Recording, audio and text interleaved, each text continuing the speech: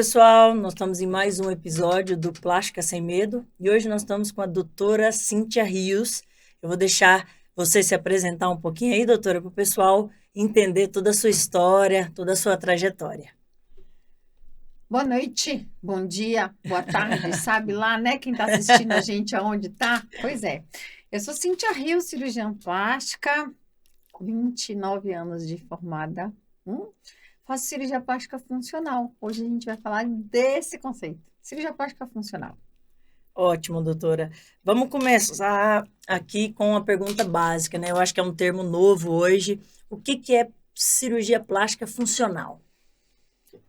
Bom, Su, é um conceito, como eu falei, não é uma técnica, as pessoas sempre confundem, né? Quando a gente Sim. fala de cirurgia plástica, é uma técnica que eu tô fazendo, não.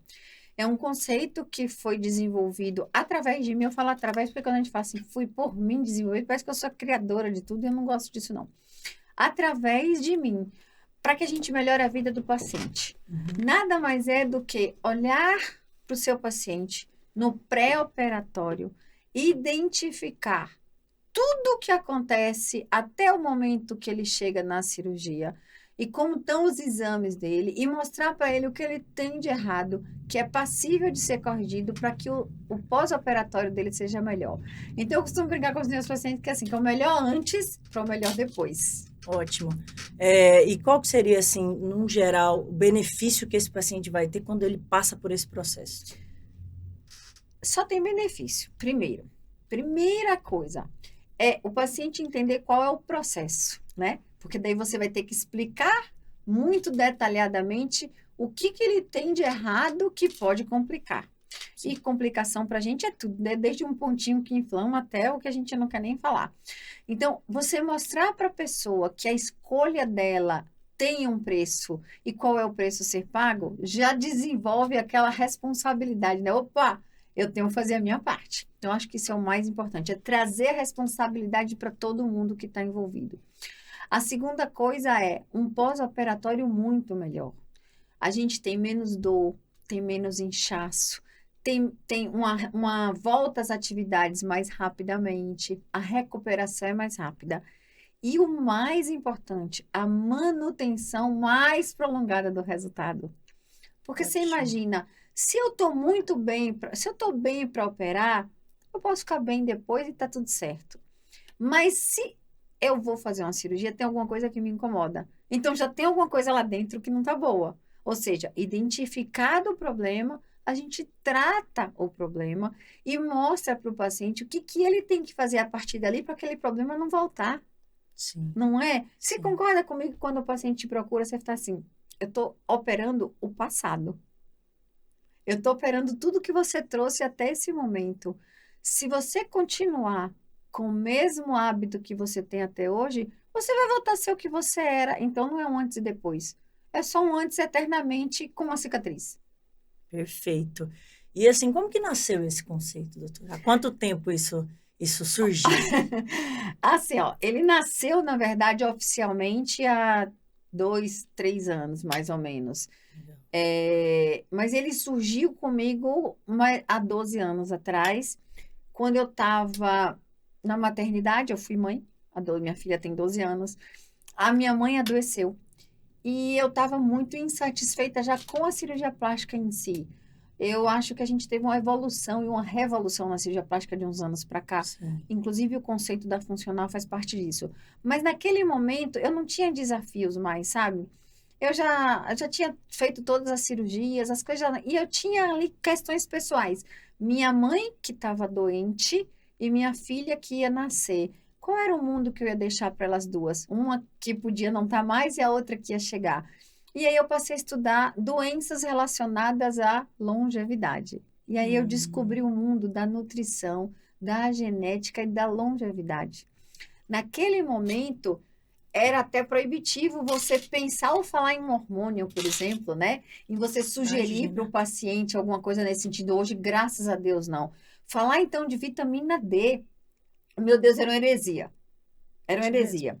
E aquele momento trazia também alguns resquícios ainda de uma medicina que era banida, né? Beleza. Mas eu estudei, eu voltei nos livros básicos e entendi que aquilo era uma realidade e que aquilo era a base de uma vida saudável. E me aprofundei. Me aprofundei tanto que resolvi voltar a atender. Eu vou atender isso. E aí abri um horário na clínica. Resultado do horário cresceu, passei a atender 6 meses de espera, aumentei o preço da consulta e assim foi. Bom, uma hora meu marido virou para mim e falou assim, você está aí atendendo clínica, está fazendo cirurgia, por que você não une as duas coisas? Eu falei, é verdade, eu vou unir. Eu vou pegar todos esses conceitos, vou fazer um paciente mais saudável para operar. Pode ser que dê certo. Mas não existia nada. E eu fui pesquisar. O médico gosta muito de trabalho. O que está publicado, né? Não existia nada. Mas eu estudando muito, eu falei assim, bom, se eu fizer algumas coisas como interferir na dieta, fizer alguns suplementos, a coisa vai acontecer de uma maneira legal. E apliquei na clínica. Apliquei, resultado cresceu, cresceu, cresceu. E um dia eu fui fazer um curso. Sentada no curso, eu assistindo uma aula, fiz algumas perguntas. E o dono do curso, que era Gustavo Aquino, que é meu amigo hoje, pessoal que eu amo, teve o intervalo do café, eu estava de máscara, era pandemia. Ele falou assim, você não vai comer? Você sabe que coffee break só tem carboidrato, né? E glúten. Eu disse para ele assim, não, eu não vou comer. Eu tô de jejum intermitente. Aí ele, o que é isso? Eu expliquei, eu falei, olha, eu faço isso há muitos anos já, inclusive eu faço isso para as minhas pacientes e aplico isso. Aí ele falou assim, você não precisa estar aí sentada assistindo a aula, você tem que dar aula disso. Foi assim que nasceu o conceito que virou a mentoria. Que legal. Então, assim, são pessoas que olharam para o que eu fazia e falaram, dá para mais gente ser atingida. Então, meu marido, né? Sim. O Gustavo no caminho. E aí, quando eu comecei a dar aula, as pessoas que ouviam falavam, gente, onde é que eu aprendo isso? Olha o meu problema, onde é que eu aprendo isso? Aprendi em mim. Eu era muito fonte do negócio. Pioneira. Aprendi em mim. E aí eu falei, eu me perguntei, onde eu aprendi isso? Eu fui ver, eu tinha 10 anos estudado isso tudo. Eu tinha livros, eu tenho livros em casa que eu tinha devorado nesses anos todos. A minha filha é uma filha completamente funcional, mas eu precisava categorizar e sistematizar para ficar fácil. Como é que eu te passava essas ideias? Como é que você, minha colega cirurgiã plástica, pode aplicar o conceito no seu paciente? Aí eu sistematizei o meu pensamento, porque o meu marido falava assim, tudo que você fala tá na sua cabeça, põe num papel. Aí eu pus no papel, Só que eu tinha que ter parâmetros científicos, então eu me baseei, aí a ciência entra de novo na medicina funcional, que é uma medicina que integra todos os sistemas, né? Vê o indivíduo como um todo e busca prevenção. Falei, é isso. O que o cirurgião plástico faz? O cirurgião plástico faz um pós-operatório longo, arrastado, prolongado, refina a cirurgia que fez um dia, né? Eu sempre conto na mentoria o seguinte, você já viu um cirurgião gástrico falar assim, eu vou ali retocar uma vesícula? Não existe. O neurocirurgião, eu vou ali retocar uma cirurgia neurológica. Mas o cirurgião plástico ele complementa. A gente tem aquele desejo de estar sempre melhorando o nosso paciente. Mas e se o paciente não for melhor? E se ele não fizer a parte dele? E se ele não fizer a parte dele? Então, a gente tinha aí outro tripé que precisava fechar a conta. O melhor cirurgião, eu. Quem é? Você. Você estuda, você se dedica, você faz tudo. Você vai lá e compra a melhor tecnologia que tem no mundo. Você compra o melhor aparelho. Aí você chega no hospital e fala, eu quero o melhor fio. Mas é caro, mas meu paciente merece. E onde está o melhor paciente? Onde está o melhor paciente? Porque não adianta nada eu ser a melhor cirurgiã. Você ser. Aproveitando tem a melhor técnica. O gancho, doutora. E o que é importante, né? O que isso é importante para o cirurgião? O que essa plástica funcional é importante para nós? Eu acho que é justamente isso. Você fazer o melhor e ter o resultado que você tem técnica para entregar. Só que aí barra no paciente. Se ele não tiver capacidade de responder ao que você vai fazer, nunca vai ser a melhor cirurgia. Você pode estudar nos confins do mundo ou na melhor universidade do mundo, o paciente tem que ser o melhor. Como que eu estimulo o colágeno se o meu paciente tiver um problema que o colágeno dele não responde? Aí eu vou me frustrar? com o melhor aparelho que eu comprei, o melhor plasma que está aí hoje em dia, e a pele não retrai? Será que foi a técnica? Será que foi o aparelho? Ou será que a homocisteína do meu paciente está lá em 14, degradando todo o colágeno que ele tem? E quando eu vou lá queimar com a tecnologia, porque a gente queima, né? Sim. Controlado, mas queima, eu não vou fazer a fibrose que eu preciso, porque essa proteína não tem como responder. Ela já foi comida pelo processo inflamatório, entendeu? Então, você tem o melhor paciente se você cuidar dele. Esse melhor paciente é um conceito que, principalmente, as pacientes precisam entender, nossos pacientes precisam entender, né? E como que faz um comparativo para nós, doutora, de um paciente com e sem o funcional? Fácil. Vamos lá, vamos fazer uma lipo HD. A gente ama contorno corporal, não é? Você ama, eu também. Para mim, a cirurgia, eu me delicio num contorno corporal desenhando musculozinhos lá. Mas em cima desse músculo tem uma pele. E essa pele é flácida. Mulher de 50 anos. Por que eu preciso entender que fazer um HD numa pessoa de 35 é diferente de uma de 50? Você acha que se eu, a melhor cirurgiã, com a melhor técnica, a resposta vai ser a mesma? Não, não vai. Então, primeira coisa, qual é a faixa etária que o paciente tem para a gente suplementá-la de maneira específica para aquela idade? Para quê? Já que ela perdeu o melhor anabolizante que a vida dá a uma mulher, que é estrogênio, e ela não tem mais, eu tenho uma outra ponta que eu posso agir, que é a nutrição. Então, eu posso suplementar com o suplemento correto e eu vou ter uma parte que esse colágeno vai responder, porque o hormônio já foi. Ah, mas eu posso repor hormônio? Pode.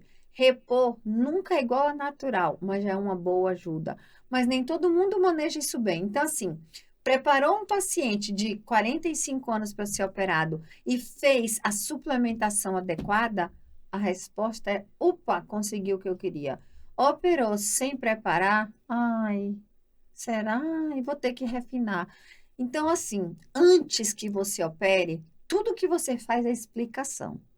O paciente entende. A cirurgia plástica funcional é explicar. Sim. Depois que você opera e dá problema, é só desculpa. Ai, desculpa. Ai, desculpa. E aí a gente necessita da compreensão, mas E muitas onde vezes o está? paciente não enxerga o lado dele, né? Não, porque nesse sentido vem a anatomia. Nossos dedos são para frente. Deus errou aí. Nunca a gente faz assim, ah, fui eu que fiz. É sempre o que você fez. É sempre apontando o Você dedo quer ver pro uma outro. coisa? Já entrou na sua clínica alguém que disse assim, doutor, eu vim aqui porque a faca de cozinha fez essa cicatriz no meu braço e ficou feia. Não, né? Não. E já entrou alguém falando assim, olha o que o cirurgião fez na minha mão, olha que cicatriz. Opa. De quem é a cicatriz? Cicatriz é igual a selfie, ó. Eu que fiz de mim mesma. Sou eu que cicatrizo, não é quem me cortou que cicatriza. Justamente. A funcional traz isso, a responsabilidade. A sua parte para uma cicatriz ser bonita é, eu cortei com 1 milímetro. Ela largou, por quê? Porque eu comi errado, porque eu fiz atividade errada, porque eu não tenho nutrição para isso, porque eu me entupi de pãozinho no pós-operatório, porque eu fui no burger da vida, porque eu pedi pizza, porque eu sou bege e minha cicatriz alargou, eu sou flácida. E eu quero retrair? Não vai retrair, querida. Não vai. Não.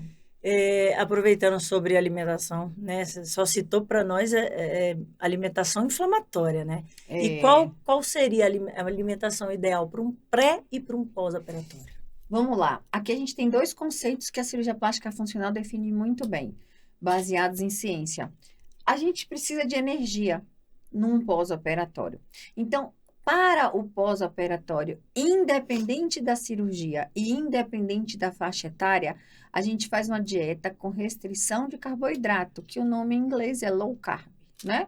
Então, uma dieta low carb para que a gente tenha o carboidrato na quantidade adequada para que ele oferte a energia necessária, que naquele momento o corpo precisa, mas alimentos que tenham baixa carga inflamatória. Por quê? Toda vez que eu degrado o carboidrato, que eu metabolizo esse carboidrato, eu vou gerar água, eu vou inchar. Eu já estou num processo de inflamação. Outra coisa, o carboidrato eleva a insulina. Eu já estou com a insulina elevada. E a suplementação? Eu não posso usar whey, porque vai subir a insulina e vai piorar a minha fibrose. Então, no pós-operatório, o suplemento bem dado e a dieta low carb serve para todas as pessoas, tá? Num pós-trauma, e aí vai de 60 a 90 dias. E no pré-operatório, muda. Num pré-operatório, numa mulher ou no paciente de até 40 anos, a dieta continua low carb e se mantém no pós. Aliás, gente, dieta low carb era para a vida, né? De qualquer um. Vamos lá. Tô com esse lanche funcional aqui maravilhoso, totalmente low carb. Agora, e da mulher acima dos 40? Aí muda. A gente precisa dar um choque metabólico mais importante para esse organismo e ele reagir de forma mais rápida. Então, a dieta passa a ser cetogênica. O que é a dieta cetogênica? É a dieta com restrição absoluta de carboidrato. Então, a gente tira o carboidrato da dieta, ensina para esse organismo a comer gordura de forma rápida, e isso tem um padrão hormonal fantástico que simula o padrão hormonal que vai acontecer no transoperatório e no pós-imediato. E esse organismo vai muito bem durante o trans. Eu tô com um trabalho para sair, científico, vai ter, oba! Vamos ter. Vamos ter, já está prontinho, falta só a publicação de todos os dados metabólicos que acontecem no paciente que recebe esse protocolo. Ótimo. É incrível como você tem baixa frequência cardíaca, pressão controlada, pouca perda sanguínea. É fantástico. Edema controlado. Edema controlado. Então, você muda de acordo com a faixa etária. Agora, no pós, todo mundo dieta low carb. Agora vamos falar do vilão da cirurgia plástica. Todo mundo fala que depois que eu operei o meu intestino, né, ele ficou preguiçoso. O que o intestino tem a ver aí com a cirurgia plástica? Como que ele reage? Intestino é vida, né? Quem manda no cérebro é o intestino. Olha, quem manda no corpo é o intestino. O dia que o intestino trava, você literalmente fica enfesada, né? Não é só no sentido do mau humor, mas é no sentido da toxemia. É bem legal explicar isso para o paciente. Se você passar a perguntar para os seus pacientes, você vai ao banheiro? Eles vão falar assim, não. Mulher, 90% não vai ao banheiro. Aí eu devolvo com a pergunta, se a caixa de esgoto do seu apartamento entupir, com quantos dias você precisa chamar alguém para limpar? Meu Deus. Aí a pessoa aceita ficar uma semana sem ir ao banheiro? Você está comendo cocô, querida. Você está bebendo água de cocô. E para onde vai o cocô? Vai para a cabeça, vai para a pele, vai para o olho. Menos Toxina sair. Toxina pura. Porque, na verdade, as fezes têm toxina. As fezes têm o que não é utilizável por nós. Sim. Então, o intestino precisa funcionar. É nosso foco na medicina funcional e na cirurgia plástica funcional. A gente sabe que o pós-operatório já leva a um retardo do funcionamento intestinal, porque você faz um jejum, isso já diminui o trânsito. Você tem anestesia, que retarda o movimento do aparelho digestório, e você tem no transoperatório e no pós-imediato uma alteração hormonal que é um hipotireoidismo daquele período, que também faz o intestino retardar. Então, eu tenho tudo para não funcionar. Se eu não funciono antes, você vai funcionar depois? Beleza, e se você não joga toxina para fora, você quer ter retração de pele? Não tem como. Ou você foca nisso, ou seu paciente vai sofrer e, consequentemente, você também vai sofrer como médico. Porque a gente não faz medicina para sair fazendo técnica. A gente faz medicina para deixar o outro melhor. Tá na alma do cirurgião, do médico, do CRM, né? É o único profissional que larga o aniversário do filho, o batizado do filho, tudo. A formatura para cuidar de alguém. Você conhece um taxista? Não, eu vou ali, não vou mais de táxi, eu vou... Não. A gente não. A gente para tudo e qualquer coisa. A gente é capaz de... Eu tenho uma filha, ela falando comigo, eu digo, não posso, estou falando com o paciente. A gente está pronto para cuidar do outro. Então, por que não cuidar tão bem do antes que você tenha o melhor pós? Sim. Aproveitando, quais são os exames que a gente pode fazer nesse paciente para ter esse controle, para a gente ter um resultado esperado? O que a gente pode preparar aí de exame? Como que seria essa preparação? Olha que pergunta fantástica. O que a gente aprende num pós-operatório, para fazer de pré-operatório, né? Hemograma, coagulograma, a gente vê se tem sangue, se o sangue está vermelho, ver se o sangue tem açúcar, né? E a gente aceitava, por exemplo, você não aprendeu, até 200 tá ótimo. Meu Deus. Gente, não tá ótimo, tá um lixo.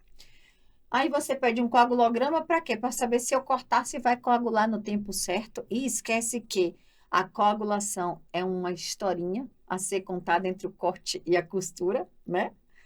Aí você pede mais o que? Ah, você tem mais de 50 anos, a gente pede a função do rim, malemar a função hepática.